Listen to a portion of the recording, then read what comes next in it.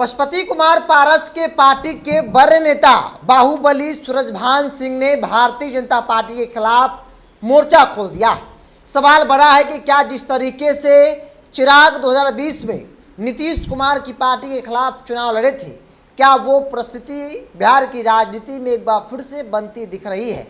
क्या पशुपति कुमार पारस भाजपा के खिलाफ 2025 यानी विधानसभा का चुनाव लड़ेंगे? नमस्कार, द इंडिया टॉप देख रहे हैं, मैं हूँ आपके साथ बिरजू सिंह। पशुपति कुमार पारस की पार्टी नाम के एनडीए में है। उन्हें एनडीए के घटक दलों को जो सीटें मिलती है या फिर जो मान सम्मान मिलता है, कुछ भी पशुपति कुमार पारस को भारतीय जनता पार्टी जो है वो अब तक नहीं दी है इस टर्म में। मतलब लोकसभा चुनाव में 0 पर आउट, उसके बाद भी पशुपति कुमार पारस को लग रहा था कि भाजपा शायद कुछ उन पर उपकार कर देगी, लेकिन भाजपा ने अब तक कुछ नहीं किया है।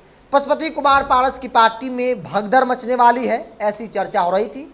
हालांकि बड़ी संख्या में जो नेता कार्यकर्ता थे वो पशुपति कुमार पारस को छोड़कर जा चुके हैं, और भला जाए भी क्यों ना, डूबती नैया पर सवारी करना कौन चाहता है। और पशुपति कुमार पारस की पार्टी राष्ट्रीय लोजपा की स्थिति एनडीए के अंदर वही है, डूबती नैया के समान है। इन तमाम चीज़ों के बीच चर्चा खूब हो रही थी कि बाहुबली सूरजभान सिंह पार्टी को छोड़ सकते हैं, भाजपा या जदयू में शामिल हो सकते हैं। और इन चर्चाओं के बीच सूरजभान सिंह ने भारतीय जनता पार्टी के खिलाफ मोर्चा खोल दिया है। सूरजभान सिंह ने एक इंटरव्यू के दौरान एक एक बातों का जवाब दिया है और आगे की रणनीति क्या होगी इसको लेकर भी उन्होंने बहुत कुछ कहा है। दरअसल बिहार के वरिष्ठ पत्रकार श्रीकांत प्रत्युष के साथ बातचीत के दौरान सूरजभान सिंह ने स्पष्ट तौर पर संकेत दे दिया कि राजनीति में कुछ भी हो सकता है। जिस प्रकार से 2020 में जेडीयू के खिलाफ लोजपा चिराग पासवान जी चुनाव लड़े थे, हो सकता है कि भाजपा के खिलाफ हमारी पार्टी जो है वो चुनाव लड़े। पार्टी क्या होती है, हमारे पास कितना जनाधार है, आने वाले वक्त में बता देंगे। सूरजभान सिंह ने जो बातें कही कि हो सकता है कि चिराग पासवान की तरह हमारी भी पार्टी किसी खास दल के खिलाफ चुनाव लड़ ले। वो जेडीयू के खिलाफ चुनाव लड़े थे क्योंकि उनकी नाराजगी जनता दल नीतीश कुमार से थी, इसीलिए चिराग पासवान जेडीयू के खिलाफ चुनावी मैदान में उतरे, जिसका खामियाजा जेडीयू को भुगतना पड़ा था, सीटें घटी। और आज की तारीख में एनडीए के अंदर पशुपति कुमार पारस की नाराजगी भारतीय जनता पार्टी के खिलाफ है, भारतीय जनता पार्टी से है। चूंकि पारस जी भाजपा नरेंद्र मोदी के हनुमान मानो बन गए हैं। नरेंद्र मोदी जो भी फैसला लेते हैं वो उसे स्वीकार होता है।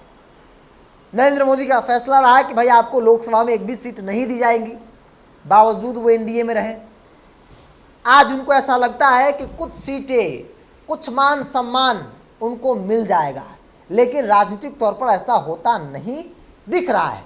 सूरजभान सिंह की भी नाराजगी है कि भाई पिलर कमज़ोर है, इसीलिए कोई दबा दे रहा है, समय खराब चल रहा है इसीलिए कोई कुछ दे नहीं रहा है।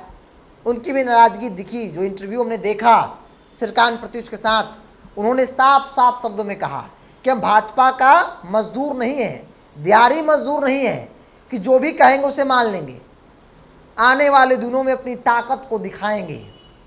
हालांकि उन्होंने पार्टी छोड़ने को लेकर भी कहा कि भाई हम जहाँ कल थे आज भी वही हैं और आने वाले कल में भी वही रहेंगे। लेकिन जो तेवर थे भाजपा के खिलाफ, उससे साफ जाहिर होता है कि अगर वो स्थिति परिस्थितिवश पार्टी छोड़ते भी हैं तो वो भाजपा में नहीं जाएंगे, क्योंकि भाजपा ने उन्हें ठगा है। सूरजभान सिंह कद्दावर नेता है, बिहार की राजनीति में एक अलग उनकी हस्ती है, बाहुबली की छवि है और मगध के क्षेत्र में राजनीतिक तौर पर उनका दबदबा जो है वो देखने को मिलता है। पार्टी कोई हो, उनके लोग हर दल में हैं, ऐसा कहा जाता है। सूरजभान सिंह एक बड़ा चेहरा है, बाहुबली की छवि है, राजनीतिक तौर पर भी काफ़ी मजबूत है, और इसीलिए रामविलास पासवान भी उनको अपने साथ रखा करते थे। रामविलास पासवान के जन्म के बाद चिराग पासवान से उनकी नहीं बनी, पार्टी टूटा तो वो पशुपति कुमार पारस खेमे में चले गए।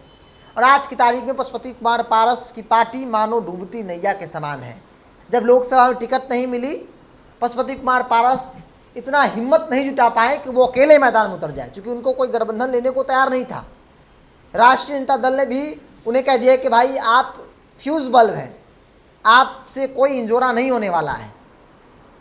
कोई लेने को तैयार नहीं था।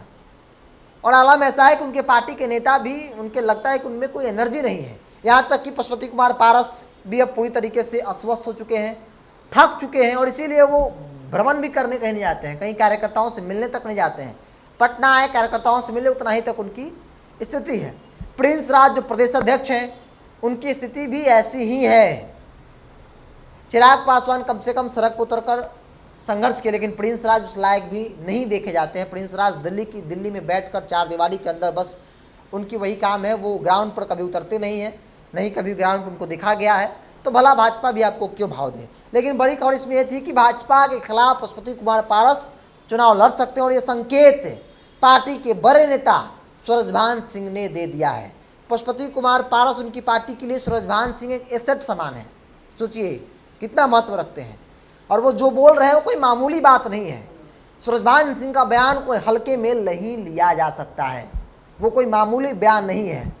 वो पार्टी के कद्दावर और बड़े नेता हैं, वो कह रहे हैं तो जरूर उसके पीछे कोई ना कोई बात जो है वो रही होगी।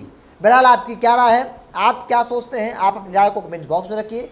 अगर आप मेरे चैनल को यूट्यूब पर देख रहे हैं तो सब्सक्राइब कर लीजिए, फेसबुक पर देख रहे हैं तो पेज को लाइक और फॉलो कर लीजिए।